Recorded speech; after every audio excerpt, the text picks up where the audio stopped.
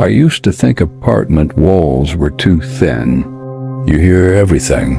Arguments, TVs, dogs barking, people laughing at 3 in the morning. But after what happened in apartment 14, I started wishing the walls were thicker. Because there are certain sounds you should never hear from another person's apartment. And there are some neighbors you should never meet. I moved into the building during late November. Old brick apartment complex on the edge of town. Cheap rent, quiet neighborhood. At least that's what the listing said. The building itself felt old the second I walked in. Not charming old, heavy old. The hallways smelled like dust and wet carpet. The lights buzzed constantly. And every floor had that strange silence that makes you lower your voice without realizing it. Still, I needed somewhere affordable fast. So I signed the lease the same day. Apartment 13, 3rd floor. And directly beside me, apartment 14. That's where he lived. The first night started normally enough. I unpacked boxes, ordered cheap takeout, watched videos until almost midnight. And around 12:47 a.m., I heard the first sound. Dragging, slow, heavy, like furniture being pulled across the floor next door. At first I ignored it. Apartments are noisy. But then it kept going, back and forth, and mixed into the sound I heard whispering.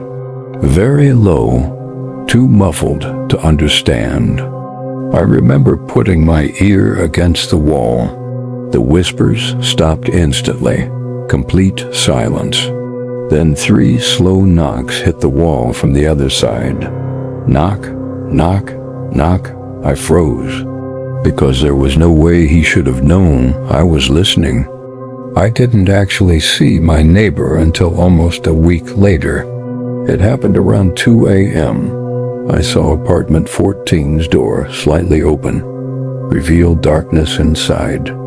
Then a man stepped into the hallway, tall, thin, pale skin. His eyes were completely exhausted. He looked at me for a little too long. "You're the new neighbor. Do the noises bother you yet?" Before I could answer, he walked back inside. After that, the noises became impossible to ignore. Dragging sounds, heavy footsteps, cabinets slamming, and sometimes crying. Quiet, like someone trying very hard not to be heard. Then one night I heard a woman's voice, soft, panicked, saying, "Please." A few days later, I noticed a missing person flyer in the lobby. Young woman, 23 years old, brown hair. I suddenly remembered where I'd seen her before. Through the wall. Her voice. I got home around 1:15 a.m. Apartment 14's door was slightly open again. Scratches on the inside of the doorframe. Deep scratches, like fingernails. I pushed the door open wider. The smell hit me first.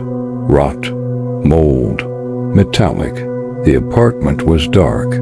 Static on the TV. Inside there was another door, metal, locked from the outside. Then the voice. "Help me." I grabbed keys from the kitchen. The lock clicked open. Inside was a woman curled against the wall, terrified. Beside her, another mattress, empty. That's when the apartment door slammed shut. He was back. "You shouldn't have opened that door." We ran toward the living room. He appeared from the darkness, smiling, like this had happened before. We made it into the hallway screaming. Neighbors opened doors. Someone called police. When officers entered, they found evidence connecting him to multiple missing persons. But the worst part, he was gone. The back fire escape window was open, swaying in the cold wind. The woman survived, but she never spoke again. Investigators later discovered that the empty mattress wasn't just for another victim. There were fresh, wet footprints leading from that room to the radiator, and then nowhere. The police dogs lost his scent at the doorway of my own apartment. I moved out, but every night in my new place, the floorboards creak exactly where he'd be standing. And even now, years later, I still wake up hearing those 3 knocks.